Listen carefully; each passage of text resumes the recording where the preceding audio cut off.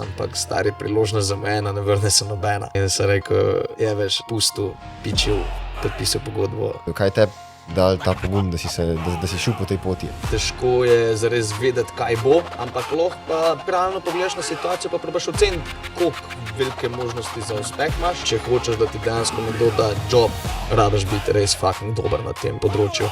Ok, če si ti res pripravljen toliko pa toliko energije, časa, tako naprej vložiti v to, pol realno gledano je možno, da si ti nekega dne s tem služiš denar. Model pač bolj zate, da zagrabiš pa grizeš od danes naprej, ne od jutra, da si že prepozan. Ne veš prihodnosti, lahko si nekaj planiraš, itak ne gre vse po planu, ne. V drugem semestru, še prvega letnika, dobil priliko, da se pri Devilsih pa redno zaposlim, pa čas na faksu je fajn pa vse, ampak je tukaj nekaj, kar delam toliko rajš, pa nekaj, za kar sem se trudil že zadnjih par let in je prilika, vsak dan ponujena. Bi lahko sicer pač stal, pa rekel bom najprej sfuril faks,